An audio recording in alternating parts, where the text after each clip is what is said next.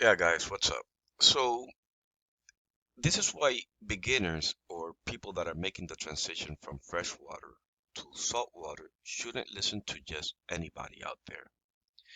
I want to show you a few clips of this guy helping you transition from or start freshwater the easy way.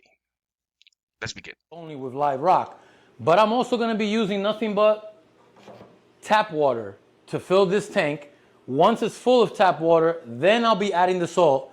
And we will only be using tap water on this tank. We are not going to use RODI water because we want to keep it as easy and simple as possible so that anyone can transition from fresh over to a saltwater tank. While we check out this process, So he's gonna make the transition simple and easy as possible. allow me to elaborate in a little bit more detail, if you will. This will be my first ever low-tech, fish only with live rock, tap water only tank. Or what I like to call it, an LT Fowler 2.0 tank. If you like that, make sure to comment LT Fowler 2.0 below and let me know. But why, Kev? What's the point?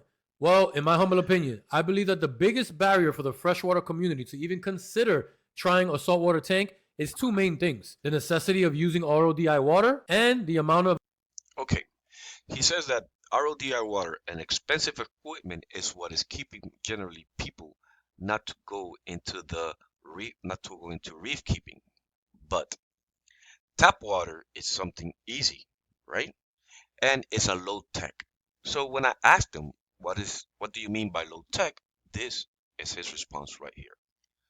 No skimmer, no dozer, no sump, no reactors, no overflow, no hard plumbing, no caulk washer, no GFO, and you can read it yourself if you go to his comments. But the truth is, and I hope you leave this with this video um, smarter than when you saw that video. You don't need none of that. All that is optional. Skimmers are optional. Dosers are optional. Reactors is optional. Overflow is optional. Caulk washer is optional. All this equipment is just to prolong the maintenance and also keep your water more stable. But you can do it by hand if you want. You can manually do them. So let's go ahead and continue. Expensive equipment, RODI water. Easy. equipment needed, which both ultimately tie together into one main factor, which is the cost. So I want to show all of you that you do not need to use RODI water. So the cost is too high using RODI water and expensive equipment, right? Or a bunch of extra equipment to have a successful saltwater tank, and this tank will be the proof in the pudding. And as far as the equipment, we're going to keep that simple too. The number one gripe is that tap water is too dirty. It contains a bunch of pollutants and excessive nutrients that's going to cause diatoms, algae blooms, cyanobacteria, dinoflagellants, and a number of problems. But here's the That's the truth. It contains a lot of unwanted uh, uh, minerals, and also he failed to mention copper, right? thing. I'm not And the thing is, like, when you use tap water, you need to test the tap water. And then, depending on how's the tap water, you need to treat that tap water. And then you need to make the mixture. And then once you make the mixture, you need to also test the mixture. So I'll go over it in a little bit. inventing anything new here, guys. In the comment section, you're going to see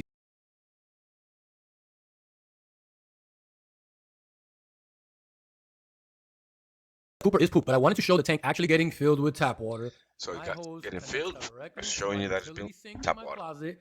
Nothing but tap water comes right through that hose and right into the tank. That way, nobody can say that I didn't really use tap water to fill this tank. So we got the tank full, but as of right now, it's still a freshwater tank until we add some salt. Let's go. My go-to salt is Seachem and Aquavitro Salinity. This is what I use in my actual reef tank as well, so I'm using the same stuff in this tank so that there's nothing different. But you can use any salt that you prefer. And now, we have a saltwater tank.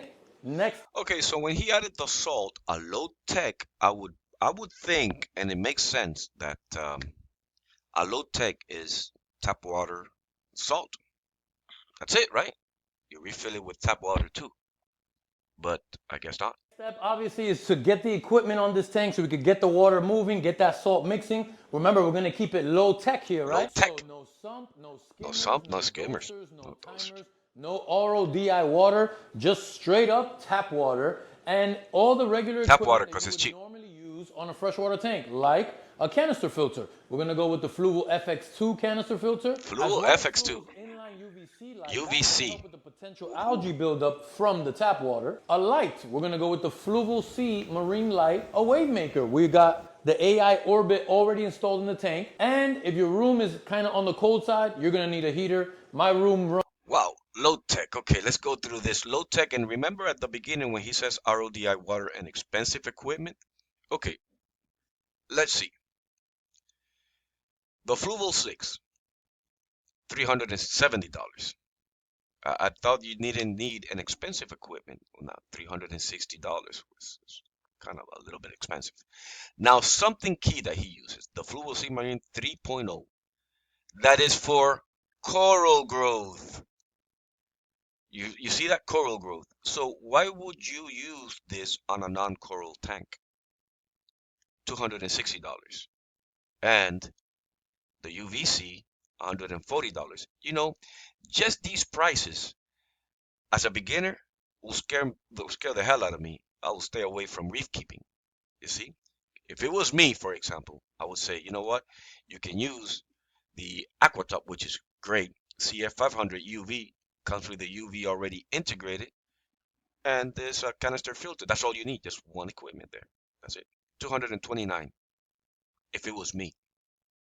But no, he wants to keep it low cost, and he uses the FX6, the marine fluval for coral, and a UVC. If not, stand by. But I had to take this opportunity to state one more obvious thing before One the more keyboard obvious thing. warrior started flexing. Obviously, everyone's tap water is different. I have a Ooh, TDS of there you go. 125, which means total dissolved solids.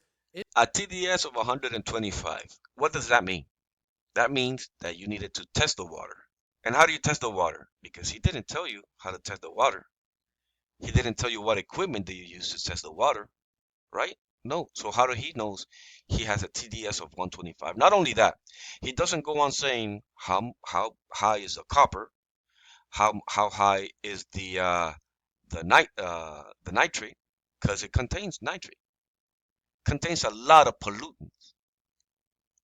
In my tap water, and that could be relatively clean for some people that have over 300 TDS in their water. But that doesn't matter because the tools. So people use in some case 300, some case 125, but regardless, you need to check the tap water. We plan to use to combat everything in our tap water is widely available to everyone. Seachem Prime is the best water conditioner Seachem on the Prime. market. It removes chlorine. First chemical to remove chlorine. And also chloramine, which RODI water can't remove. It also removes heavy metals from the water, making it as safe as can be for your fish. Then we have Seachem Phosguard, which can rapidly absorb phosphates and silicates, which are the primary food for your nuisance algae that all the reefers say you're going to get all over the tank. Then we have Seachem Purigen, which removes the nitrogenous organic waste from the water before it turns in. So you got three chemicals right there that you need. That is money. You can use that money, for example, to buy RODI water. Hello? Let me see what else. I think he has another one which he explained that. Let me see here. Hard water or a high TDS means that you have high levels of minerals in the water, and when mixed with the salt, it will get even higher. For you guys, there's a few ways around this. There are salt mixes on the market that are designed for fouler tanks. Cha-ching! That's money right there. Contain a very low level of calc, alk, and mag because it's understood that you don't have coral in the tank and it's not necessary for it to contain these extra minerals. And then pound that thing with tons of surface agitation. So now you gotta do the mixture and then pound it. He explains the process here, how to go about precipitating that water. So think about it, guys. Is it really worth it to use tap water? Now let me see here. From the experts in the field, the expert, tap, he is mocking right there people that have more experience, that been in the business for before he was born. He's mocking them right there because supposedly he knows more, right? water in the saltwater tank, I'm gonna get an explosion of algae and diatoms and bacteria. Isn't that what he said in the previous video that he says that this is what causes all the bacteria and that chemical? But now he says no. And that's very likely. What those experts Oh, he don't said yes. understand is that there's a plethora of tools available to us today that can be used to combat the excess nutrients found in tap water that will cause all of that algae growth. One of them being a UV light A or a UV light. UV. So this UV light, according to him, will help you remove that. So that means if you use those chemicals without this, then you're gonna have an algae bloom. So you need it. And don't worry, ammonia, nitrite, and nitrate. But of course, none of these are mandatory. These are just No, they're not mandatory, right? But the consequences of not using them will cause an algae bloom. available Possibly will cause an algae bloom, and who knows what else it products can that you cause. can choose to use if your tap water is on. You're still here. So now let's conclude this video. It's long enough already. So you can use tap water, yeah, but you need all those C-chem prime chemicals, right? You probably need to precipitate the water, right? And not taking in consideration a lot of others. Oh, hold up a second. Oh, no, don't. Let me see here. Oh, this is a good one. This guy, I truly respect this guy. This is Vanessa. She loves to swim. Oh. She's slowly dying but doesn't know it yet. And this is Freddy the frog spawn coral. He looks great today, but in a month he'll be shriveled up, covered in algae, and days away from death. Why? Poison in the water. We tested 7 different well Don't risk on tap water. and municipal water sources within a 40-mile radius, and 3 of them had poisonous levels of copper. All of them had high levels of phosphorus, and 2 of them had enough ammonia to slowly poison Vanessa and Freddy. So can I use tap water for my saltwater aquarium? You could, but it's like doubling down on a hard 16 versus a dealer ace. It's just not a good choice. Excess phosphorus. Okay, so conclusion. You can use RODI water and prevent all that from happening. RODI water is not expensive. You see all the equipment that he used, right? The equipment itself. If you use RODI water, you can add coral to your tank. You don't have to check the tap water before adding it to your tank. You don't have to check the water mixture. No, you just mix it and then next day, usually check for salinity because the water is free from any pollutant. And then put it inside the tank. That's it. You don't have to go through any precipitation, buying any chemicals. Those chemicals that you saw there are expensive. They're not cheap. So you're gonna always be buying those chemicals, never have corals, even though, yet he is talking about, that's another thing that I want to mention. He's talking about being cheap, but at the same time, he didn't use not one cheap equipment. So whatever money you're saving using tap water, you're gonna spend it on chemicals. So what he's doing here is just proving to the expert that it can be done. That's it. That's all he's doing. It is not recommended for, listen carefully, for people who are making the transition or starting out to use tap water. As you saw, it's extremely time consuming and a lot of money. Thank you.